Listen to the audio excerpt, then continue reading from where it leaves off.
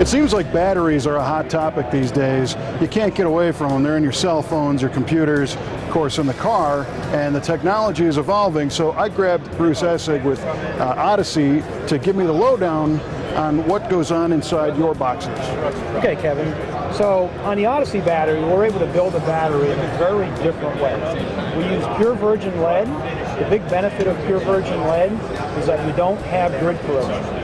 So as we have in this display case, this is the process that we use in order to build the Odyssey battery. So we start out with pure virgin lead, and we move along developing oxide, which is the paste that we're going to put on this perforated grid. Then we're going to take that perforated grid, put on the oxide.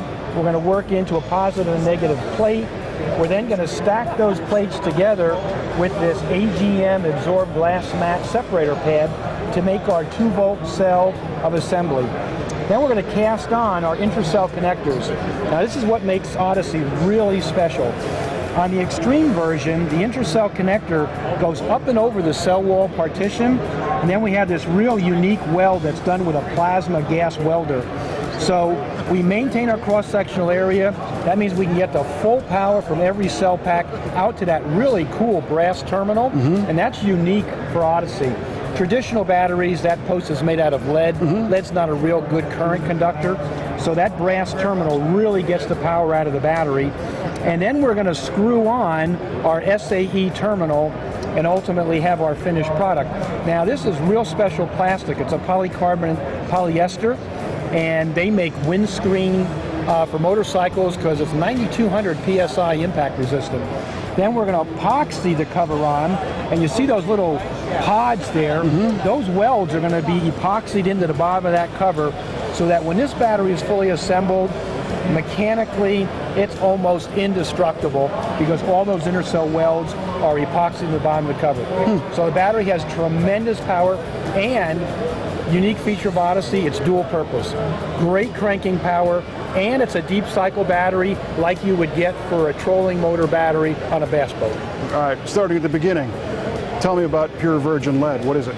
Okay, so the difference between traditional batteries that use automotive recycled lead, and that's a good thing because lead acid batteries are the #1 recycled product in North America. Wow. So it's good that lead is recycled, but when you recycle the lead and then you harden it with calcium, two dissimilar metals, they corrode each other, that shortens the life of the battery. Okay. So if you want a long life battery with design flexibility, use pure virgin lead. And pure virgin lead is not corrosive in sulfuric acid. That allows you to build the plates only 1 millimeter thick, lots of plates, lots of power. Gotcha. So it's just more of a premium product to start with. Right. In our shop, we build a lot of pro touring cars that have a ton of electronics and, like you're talking, fans, fuel injection, and we install maintainers in all of them. Right. Do we need something special for this, or will a regular charger work? Okay. So the Odyssey battery also is a little bit different in that it has more concentrated sulfuric acid. It's a good thing because it raises the operating voltage about 0.3 of a volt. But it also puts a new demand on the charger. Okay. So you got to make sure that whatever battery maintainer you select, it has a maintenance voltage between 13.5 to 13.8. Some of them can be as low as 13.2. Sure. So as long as you check that out, you'll be good to go. Okay. And is there any unique mounting situations we've got to be aware of? Okay. So this is, again, an AGM, absorbed glass mat battery. So that means that the acid is absorbed in these fiberglass pads, and we only saturate the pad to 92%. Okay. We want the 92% because that puts it into a classification somewhat referred to as a dry cell battery. Okay. If you cut it open, it appears to be dry. It's not running out. Right. So that means that it's safe to be shipped by all the standard ways, U.S. Mail, UPS, FedEx, just like you're shipping a generator. Really? You know? Now, gives you a lot of flexibility in how you mount the battery, because since it's sealed, it really doesn't care, you know, as to just how you mount it. The only position that we don't recommend is upside down. Sure. But who would do that anyway? You never. All right, now tell me about the range of applications. I know in our shop we do a lot of classic cars, a lot of muscle cars. How complete is the product line? Okay, so we have batteries that will really meet everything from power sport through racing, hot rods, performance cars, muscle cars, standard everyday cars, pickup trucks, city buses, over-the-road trucks, and on into heavy-duty commercial marine. So you're covered. My last question for you is, we always hear about high performance, and high performance in the standpoint of when they're working well. But a lot of the cars we build, they sit for a month until the guy can get time to go drive it. So if he's got a maintainer, are we expecting any issues with long-term winter storage or anything like that? Okay, so with that pure virgin lead, you get 12 years of service life if the battery's on a maintainer. 12 years. 12 years.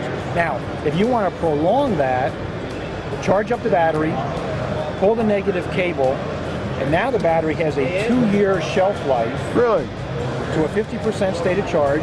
Then you can just charge it back up, either put it back in storage or put it into service. So you've got options.